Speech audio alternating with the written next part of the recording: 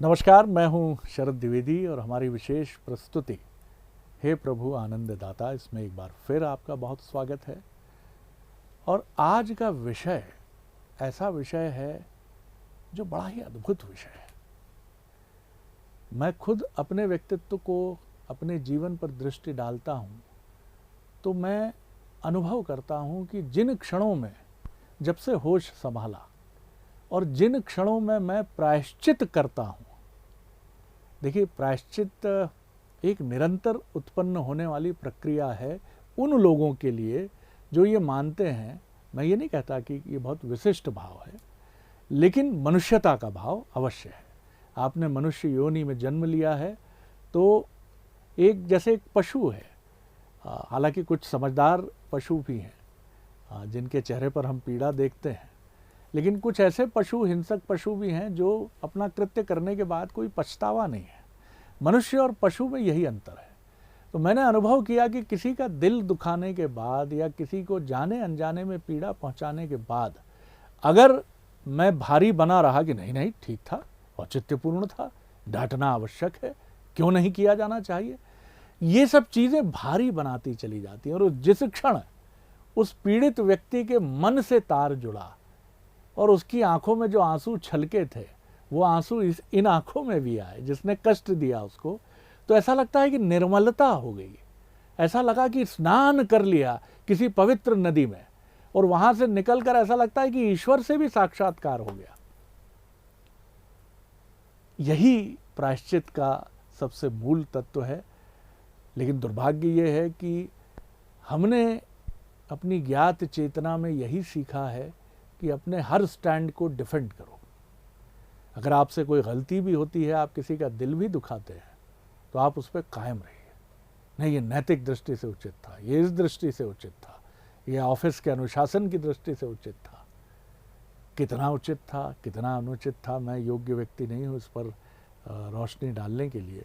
लेकिन प्रायश्चित की निर्मल अनुभूति का साक्षी थोड़ा बहुत मैं भी रहा हूँ। आज इसी पर हम बात करेंगे। हमारे साथ हैं मानस मर्मज्ञ, भगवत गीता के अद्भुत अध्येता प्रोफेसर सुरेंद्र बिहारी गोस्वामी। प्रणाम करता हूँ गोस्वामी। नमस्कार। बड़ा ही प्रिय विषय है मेरा ये, और अक्सर जब मित्रों के साथ कृष्ण और सुदामा की भूमिका रही है, जब लंबे अबोलेपन के बाद अपने किसी मित्र से मैं मिला हूँ और उसकी आंखों में भी आंसू और मेरी आंखों में भी आंसू, तो मुझे लगता है कि ईश्वर की जो अनुभूति सुनते आए हैं, कुछ क्षण के लिए, रेशे भर के लिए ऐसा लगता है कि कहीं आसपास है ईश्वर जी। आंसुओं पर बड़ी सुंदर बात मुझे रविंद्र जैन के साथ, स्वर्गीय रविंद्र जैन संगीतकार के साथ जी जी सत्संग में मिली थी। उन दिनों में बालक हुआ करता था। वो इंदिरा कला संगीत विश्वविद्यालय खैरागढ़ आए और मेरे सांगीतिक कौशल से, वादन से बड़े प्रसन्न हो गए। तो वो मेरे कमरे में ही बैठे और उन्होंने वहीं हारमोनियम मिलाकर मुझे बड़ी सुंदर धुनों में ये आंसुओं पर एक सुंदर बात कही थी। वो कहते थे, दुख तेरा हो या दुख मेरा हो, दुख की परिभाषा एक है। आंसू तेरे हों या आंसू मेरे हों, आंसुओं की भाषा एक है। अरे वाह, बहुत सुंदर। तो ये बात तो उस बालपन के समय इस गीत की पंक्ति में मैंने सुन लिया। लेकिन जैसे जैसे शनै शनै में बड़ा हुआ तो पिताश्री ने कहा, मेरे पिताश्री बड़ी बात भावार्थ और समाधि भाषा में कहते थे। कहीं से मैं आऊं अपने दायित्वों का निर्वहन करके, अधिकारी के रूप में, कर्मचारी के रूप में, मित्रों के रूप में, तो पिताजी ने मुझे कह रखा था, जब भी आओ गंगा स्नान कर लिया करो, जब भी आओ तो गंगा स्नान कर लिया करो। बोले, यदि तुम्हें घर में घुसते समय गंगा ना मिले तो सोते समय स्नान कर लिया करो, सोते समय ना मिले तो प्रातः उठते ही गंगा स्नान कर लिया करो। तो जो दूसरे श्रोता थे वो नहीं समझ पाते थे, मुझे समझ में आ जाता था। पिताजी कहते थे, प्रायश्चित गंगा की तरह है। अश्रु स्नान प्रायश्चित गंगा की तरह है। जो प्रायश्चित की गंगा में नित्य स्नान करता है, उसके जीवन में इतनी पावनता और निर्मलता रहती है कि उसके मुख प्रसन्न तन तेज विराजा होता है, इतना आनंद रहता है, वो समाहित रहता है। तो प्रायश्चित की गंगा में स्नान करने के पहले प्रायश्चित को समझिए कि वो कौन सी गंगा है प्रायश्चित की, जिसमें स्नान से हम बड़े सुरक्षित, सफल और आनंद में रहते हैं। प्रायश्चित उस औषधि की तरह है जो विभिन्न विषयों को अवरोध प्रदान करती है, रोक देती है। काम के विरुद्ध प्रायश्चित, क्रोध के विरुद्ध प्रायश्चित, लोभ के विरुद्ध प्रायश्चित, द्वेष के विरुद्ध प्रायश्चित, उनके विरुद्ध ही प्रायश्चित है। जहां प्रायश्चित की गंगा आ गई वहां इनका वेग अपने आप रुक जाता है, खत्म हो जाता है। प्रत्येक दिन आपके अंतर चिंतन में गंगा प्रकट होती है। प्रत्येक दिन जब आप प्रातः जागते हैं या रात्रि में सोते हैं, तो दोनों समय जो घटना अघट घटना वाली होती है वो आपको आपकी स्मृतियों में तैरने लग जाती है। उसको डुबकी लगा दीजिए, प्रायश्चित में डुबकी लगा दीजिए। दो प्रकार की घटनाएं आएंगी। एक घटना जहां आपको प्रसन्नता की अनुभूति हो रही होगी कि मैंने एक अच्छा काम किया, उसमें विनम्रता अपनाइए और आप कहिए कि नहीं, परमात्मा को धन्यवाद दे दीजिए। और एक घटना जो आपको आपकी प्रतिकूलता दिखाएगी। आप देखिए, प्रायश्चित के लिए निस्वार्थी होना बहुत जरूरी है। प्रायश्चित एक ऐसा उपक्रम है जो एक निश्चित प्रयास है। ध्यान रखिए, संभावित प्रयास नहीं है, निश्चित प्रयास है। उसको दृढ़ निश्चय ही पूरा कर सकता है और दूसरा नहीं कह सकता। ये कहने हाथ उठाना कि मैंने तुम्हें क्षमा कर दिया, तुम्हारे अहंकार के साथ होगा। तुमने क्षमा नहीं किया, तुम और अक्षम में अपराधी हो गए। ठीक बात। तुम कौन होते हो क्षमा देने वाले? बड़ा वो होता है जो क्षमा मांगता है। ध्यान रखिएगा, जो क्षमा मांगता है, जिसने कहा मुझे क्षमा कर दीजिए। अंग्रेजी के कितने सारे शब्द हमारे नौजवान बोलते नहीं थकते। सॉरी सॉरी सॉरी, ये अंग्रेजी के शब्द। किसी को लग गया सॉरी, किसी को जोर से बोल दिया सॉरी, अफसर के सामने गए सॉरी। इस सॉरी में वो सत्यता नहीं है, वो निश्चय नहीं है जो प्रायश्चित में है। देखिए, एक पुत्र अपने पिता का घोर अपमान करता है। एक पुत्र अपने पिता का घोर अपमान करता है, धक्का देके घर से बाहर निकाल देता है, लूमा लपटी करता है, उनकी जमीन जायदाद ले लेता है, पिता को वृद्धाश्रम में भेज देता है। कितना घोर अपराध। मोहल्ले के लोग पुलिस वालों को बुला देते हैं, पुलिस वाले आते हैं, पुलिस वाले आकर पुत्र को पकड़ कर ले जाते हैं थाने में। पिता वहाँ बैठे होते हैं, लोग कोई जूस पिला रहा है, कोई कुछ कर रहा है। कांपते हाथों से पिता बोलते हैं, मेरा पुत्र कहाँ है? अरे बोले, वो दुष्ट है, उसने आपको मारा है, धक्का दिया है। अरे बोले, वो ठीक है कहाँ? जेल में। वो उठता है, वो कहता है नहीं नहीं, वो अबोध है, उसे माफ कर दीजिए, उसे माफ कर दीजिए। पुत्र वहां से निकलता है, थानेदार उसको ज्ञानोपदेश दे रहा है, लोग उसको उलाहना दे रहे हैं। अभी उसका प्रायश्चित पूरा नहीं हुआ। वो घर आता है, आराम करता है। पिताजी वृद्धाश्रम चले जाते हैं। वो कहते हैं मुझे कुछ नहीं करना है इसके विरुद्ध में। रात में उसका पुत्र आता है और कहता है, आपने दादाजी को धक्के देके बाहर निकाल दिया। बोले, पिताजी मैं जब बड़ा हो जाऊंगा तो मैं भी धक्के देकर आपको बाहर निकालूंगा। आंखों से अविरल नेत्रों से आंसू बहने लगते हैं। गंगा स्नान प्रारंभ हो जाता है। भोर की प्रतीक्षा किए बिना मध्य रात्रि को दौड़ते हुए जाता है। वहां जाकर पिता से कहता है कि मेरे अपराध का कोई मोल नहीं है, लेकिन क्या आप मुझे क्षमा करेंगे? पिता कहते हैं, कैसी बात करता है, तो मेरा पुत्र है। ये है प्रायश्चित की गंगा। बहुत सारे लोग ऐसे हैं जिनके घरों में अबोला है, बैठे हैं। कौन पहले बोले, अरे वो गंगा नदी है जो स्नान, जो क्षमा मांगा वो महान हो गया। पहले नंबर पर वो है जिसने क्षमा मांग लिया, जिसने क्षमा मांग लिया वो बड़ा हो गया एकदम से। क्योंकि जिसका हृदय विशाल होता है वो प्रायश्चित की गंगा में स्नान करता है। क्षुद्र हृदय का व्यक्ति प्रायश्चित की गंगा में स्नान नहीं करता। रावण से क्या कह रही है मंदोदरी कि आप तो जाओ परमात्मा से क्षमा मांग लो। विभीषण क्या कह रहा है, आप जाओ परमात्मा से क्षमा मांग लो। वो तो करुणा निधान है, दया निधि हैं, दीन बंधु हैं।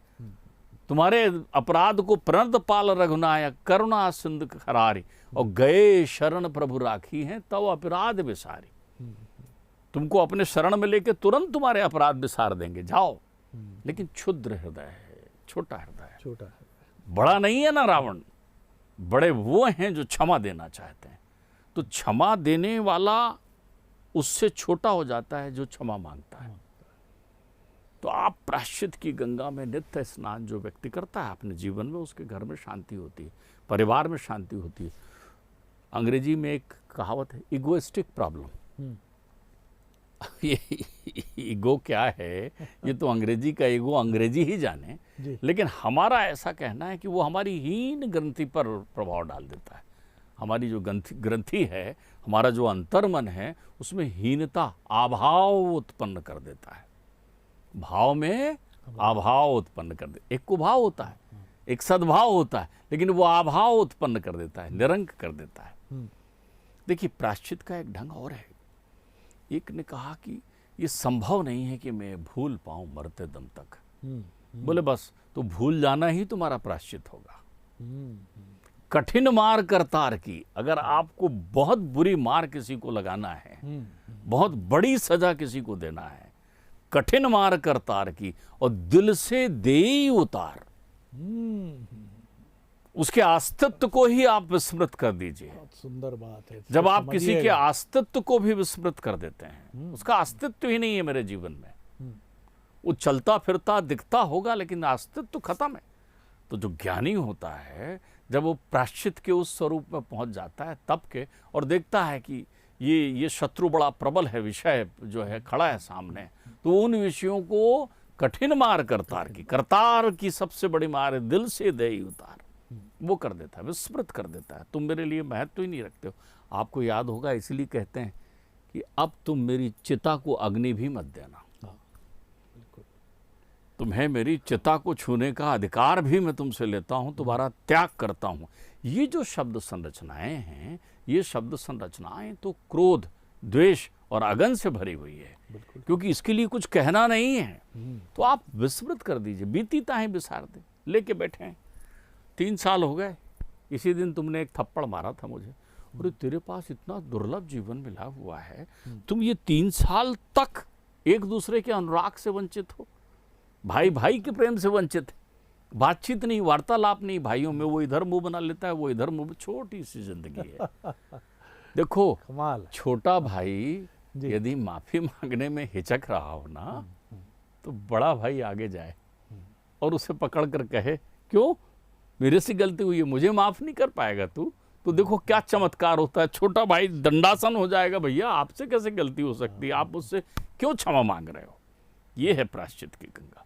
ये तब उत्पन्न, और आप देखिए, जब भी आप प्रायश्चित की गंगा में स्नान करेंगे, जिस परिवार में ये प्रायश्चित की गंगा में स्नान करने का विधान है, वहाँ त्रुटि नहीं होती।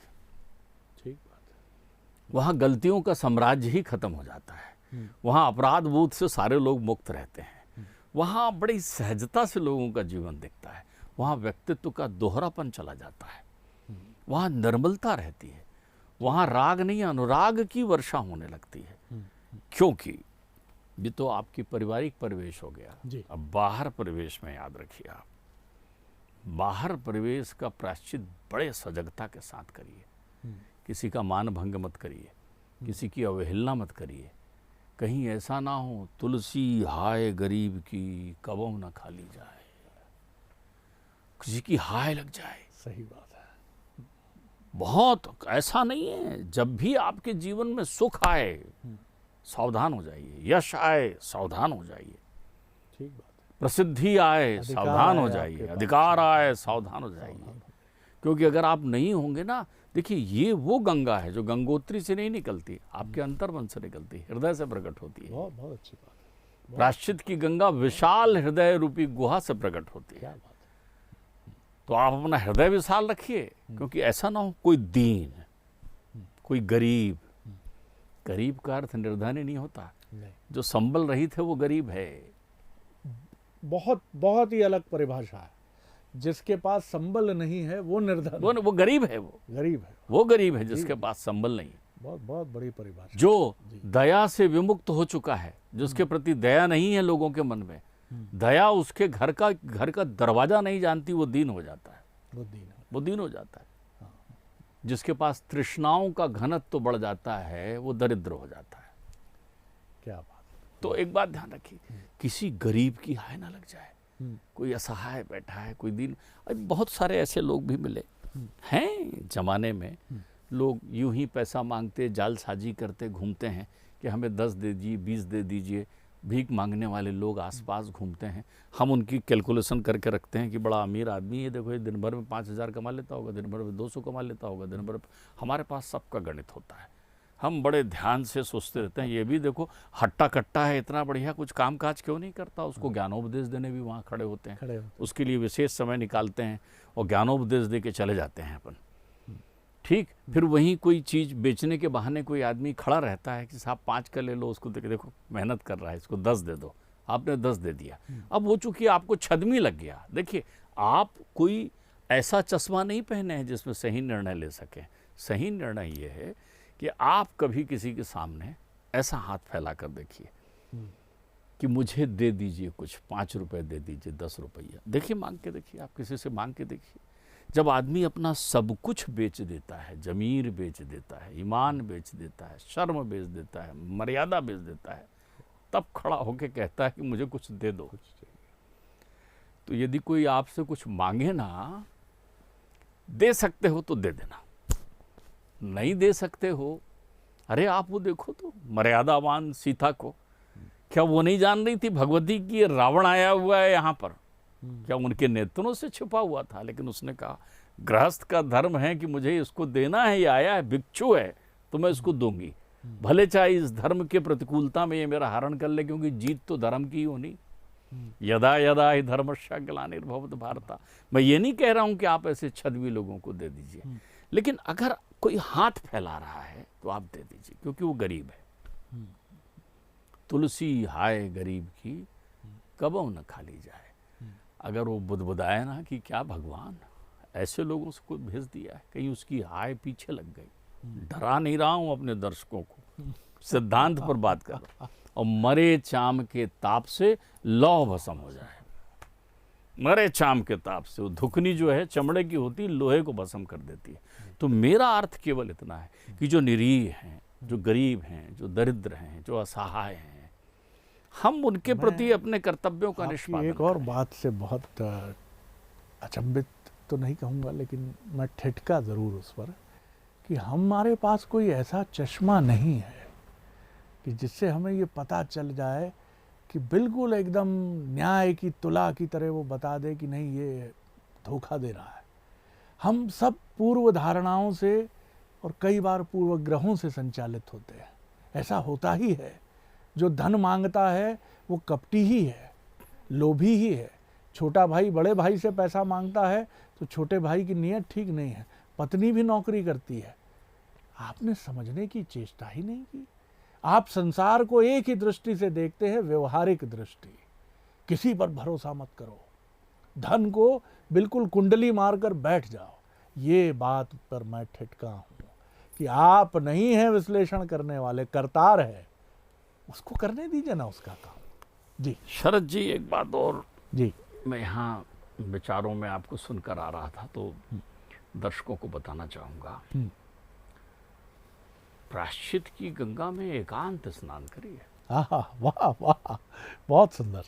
जी, किसी को बताने की आवश्यकता नहीं है कि आपने प्रायश्चित कर लिया। क्योंकि बताने से वो बनने वाला पुण्य भ्रष्ट हो जाएगा। हाँ। प्रायश्चित अंतर चिंतन करके कर लीजिए, मन ही मन कर लीजिए। देखिए, आपके मन के स्क्रीन को कोई नहीं देखता। कोई नहीं देखता। आपके अंतर्चित्त में, आपके मन के स्क्रीन में किसी के प्रति भी बुरा भाव आ गया, अंदर से अपने आप आपको सूचना आ जाएगी कि ये न्यायोचित प्रक्रिया नहीं है। चश्मा बाहर के चश्मे से नहीं दिखता कोई भी चीज, भीतर का चश्मा बता देता है। ठीक बात है। तो जैसे ही आपको लगे कि मेरी मानसिक स्थिति भी प्रतिकूल थी, तो भी तुरंत आप प्रायश्चित में स्नान कर लीजिए। प्रायश्चित का अर्थ होता है अपने अंतर मन को सविनय मना कर देना। सविनय मन को, मन से जीत नहीं सकते आप, विनय कर लेना। नहीं, ये नहीं। एक और जो मेरी जिज्ञासा है, इसी से कंक्लूड करूंगा इस बहुत सुंदर चिंतन दर्शन से जुड़ी चर्चा को, कि मैंने प्रायश्चित के भाव से, शुद्धतम भाव से भरकर मैंने क्षमा मांगी, लेकिन सामने वाले ने क्षमा नहीं किया। देखिए जी, तो लेकिन मैं निर्मल हो गया, तो क्या मेरा दायित्व तो पूरा हुआ? देखिए, मैंने अभी आपसे कहा जी, प्रायश्चित की गंगा में अकेले स्नान। आहा, मिल गया उत्तर, मिल गया। देखिए, हाँ, मुझे इस प्रत्याशा में जाना कि 4 बार तो उनसे क्षमा मांग चुका हूं, नहीं कर रहे हैं तो मैं क्या करूं, जी, ये आपका उत्तर नहीं। बिल्कुल ठीक। आपने मन से मांग लिया यदि क्षमा, तो सामने वाला आपसे कहेगा जरूर कि नहीं, मैं तुम्हें क्षमा नहीं कर सकता, लेकिन ध्यान रख लेना उसके अंतर मन में आपके क्षमा मांगने की छाप पड़ चुकी है।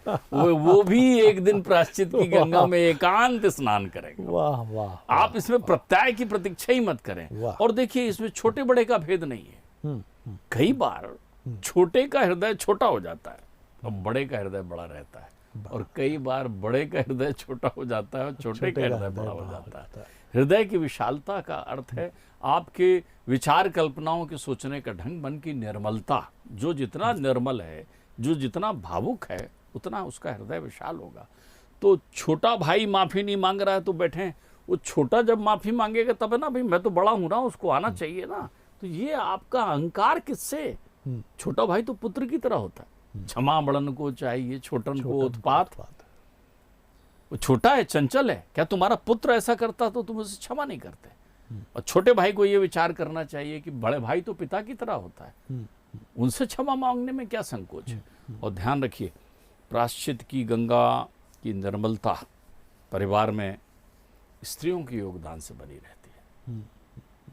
स्त्रियां क्षमा की मूर्ति हैं, इसलिए वो ऐसे वातावरण का निर्माण करें जिसमें पूर्वग्रह ना हो, पूर्वग्रह ना हो, द्वेष ना हो, वो इस ओर प्रेरित करें। जी, देखिए, परिवार में, समाज में, प्रदेश में, देश में, विश्व में आज इस गंगा की उत्पत्ति के स्थल सूख चुके हैं लोगों के हृदय से।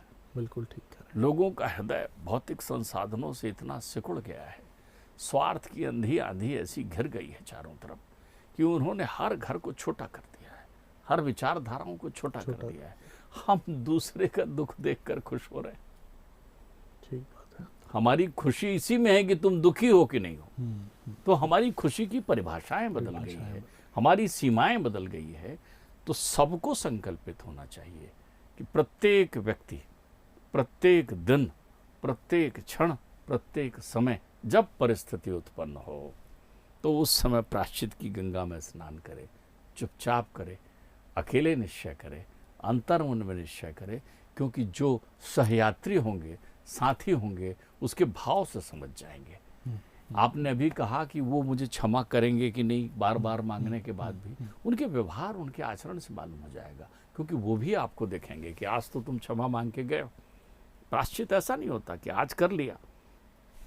पत्नी के साथ हिंसक हुए, 2 थप्पड़ पत्नी के गाल पर लगाया और उनसे अंग्रेजी में सॉरी बोल के चले गए। मिठास आ गई, 2-4-5 दिनों बाद फिर एक दिन थप्पड़ लगा दिया आपने। ये प्रायश्चित नहीं है। प्रायश्चित का अर्थ है, इसी नाम की और इसी बोध पर बनी बॉलीवुड की, मुंबई फिल्म जगत की एक बड़ी प्रख्यात, बड़ी चर्चित फिल्म भी है, थप्पड़। नहीं, अब इस प्रक्रिया में ध्यान रखिएगा, ये अनुगूंज, अभेदता जहां पर होती है वहां पर अब आपको बोलने की जरूरत थोड़ी है। क्या आपने उनकी आंखों में भाव नहीं देखा? जब आप आंसुओं से न पिघले तो फिर प्रायश्चित की गंगा आपके लिए बंद हो जाएगी। प्रायश्चित की गंगा में वही प्रवेश कर सकता है जो दूसरे के आंसू को देखकर अनुभूति करे, जो दूसरे के दुख को देखकर अनुभूत करे, जो दूसरे के सुख को देखकर सुखी महसूस करे और दूसरे को दुखी देखकर दुख की अनुभूति करे। तब आशा तेरी हो, आशा मेरी हो, आशा की भाषा एक है। दुख तेरा हो, दुख मेरा हो, दुख की परिभाषा एक है, और आंसू तेरे हों, आंसू मेरे हो, आंसुओं की भाषा एक है। बहुत सुंदर, बहुत ही आपने बहुत मन को छू लेने वाले एक गहरे विषय को आज हम सबके साथ आपने बांटा है। और यही सबसे महत्वपूर्ण बात है कि दूसरे का दुख इस नयन से बह सकी कब उस नयन की अश्रुधारा। हरिवंश राय बच्चन की ये पंक्तियाँ अनायास ही, आप देखिए दुख के किसी मोड़ पर आप कितने अकेले हो जाते हैं कि वो ये कविता कह उठते हैं जब उनकी पहली पत्नी का निधन होता है कि क्यों न हमले मान हम हैं, चल रहे ऐसी डगर पर, हर पथिक जिस पर अकेला, दुख नहीं बंटते परस्पर। तुम दुखी तो सुखी मैं, विश्व का अभिशाप भारी, क्या करूं संवेदना लेकर तुम्हारी, क्या करूं। ये पीड़ा का शायद चरम है, लेकिन इसी पीड़ा के बीच में गंगा है, मेरे भीतर भी, आपके भीतर भी, हम सब के भीतर। और वो गंगा है प्रायश्चित की गंगा, और उस गंगा की निर्मल धारा इन दोनों नयन से बहती है। लेकिन दुर्भाग्य ये है कि जैसा प्रोफेसर गोस्वामी जी ने हमें बताया कि व्यवहारिकता का जो सूखा है, दुनियावी तौर तरीकों का जो सूखा है, उसने इस प्रायश्चित रूपी गंगा को समाप्त कर दिया है। और यही वजह है कि आज हम रोने का प्रयास करते हैं। हम कहीं जाते हैं अंत्येष्टि में, लाख कोशिश करते हैं, चेहरा विकृत कर लेते हैं कि बहुत दुख है बड़ा, लेकिन आंसू आंख में कौंधता नहीं है। जैसे सूखी नदी है वैसे हमारे नेत्र हैं। कहाँ गया भैया, कहाँ गया वो प्रायश्चित की गंगा आपके भीतर की? कितना सुखा दिया आपने उस गंगा को? विचार जरूर करिएगा इस दर्शन के बाद, और उस गंगा का तटबंध टूट जाने दीजिए। देखने दीजिए दुनिया को कि आप रोते हैं, किसी के सुख में प्रसन्न होते हैं उसके साथ जुड़कर, और किसी के दुख में भी रोते हैं। शरद जी, जी, मैं आपको सुनते हुए मुझे एक और इस प्रक्रिया पर दो शब्द ध्यान आए। बिल्कुल, ध्यान जी, रखिए, जी, बहुत सारे लोग जो पीड़ित हैं वो प्रायश्चित नहीं कर पाए इसलिए पीड़ित हैं। कमाल। बहुत सारे लोग बिल्कुल जो ठीक पीड़ित हैं वो ठीक। प्रायश्चित नहीं कर पाए, वो पीड़ित हैं। क्योंकि यदि आप प्रायश्चित की गंगा में स्नान नहीं करेंगे तो जीवन पीड़ादायी हो जाएगा। आपकी असीम वेदनाओं का हरण तत्क्षण कर लेने वाली गंगा है प्रायश्चित। असीम वेदनाओं की, वर्षों से जो वेदना बनी हुई है, आप देखें युद्ध समाप्ति के बाद अंतर्चित्त में अभी बचा हुआ कुछ शेष है धृतराष्ट्र के। जब वो भीम के उस पुतले को जकड़ लेते हैं और तोड़ देते हैं, उसके बाद उनकी गंगा प्रकट होती है और रोने लगते हैं, मेरा पुत्र भीम, मुझे माफ करना कि मैंने तेरे को उसके कारण मार दिया। तब भीम चरणों में बैठे होते हैं, बोलते हैं पितामह मैं यहाँ हूँ, अभी जीवित हूँ, अब आप मुझे मार लीजिए। तब तक तो वो प्रायश्चित की गंगा में स्नान कर चुके होते हैं। तो बहुत सारे लोग जीवन भर पीड़ा पाते हैं। वो उस दुर्योधन के कारण, दुर्योधन और भीम की वैमनस्यता के कारण पूरी जीवन भर उनके मन में एक ही अभिलाषा रही कि मैं भीम को मार दूं। और जब भीम मर गया, अर्थात उन्हें लगा कि उन्होंने भीम को मार दिया, तो उनकी वो गंगा प्रकट हो गई कि मैंने क्या किया। बहुत तो आप अपने इतनी पीड़ा, इतना कष्ट, है, बिल्कुल सारे महाभारत की जड़ खत्म हो जाए यदि प्रायश्चित की गंगा हो जाए। और इसीलिए मनोचिकित्सक अक्सर कहते हैं कि क्या आप कभी रोए हैं जीवन में? उन लोगों से जो अवसाद में डूब चुके हैं, या जो कहते हैं कि जीवन में सब कुछ है लेकिन आनंद नहीं आता डॉक्टर साहब, इसीलिए आपके पास आया। नींद की गोलियां 3-3 लेता हूँ लेकिन पूरी रात नींद नहीं आती, क्योंकि प्रायश्चित की गंगा में आपका स्नान नहीं हुआ। करिए स्नान, किसने रोका है आपको? और उसके आनंद पर भी किसी और का क्या अधिकार है? आप ही का अधिकार है। तो एक बार नहाइए। तो कब से नहीं नहाए हैं आप? उसमें पूछिएगा जरा अपने मन से। बहुत आनंद आया स्वामी जी, बहुत धन्यवाद, प्रणाम करता हूँ। अगले एपिसोड में एक और नए विषय को लेकर आपसे मिलेंगे। अनुमति दीजिए। नमस्कार।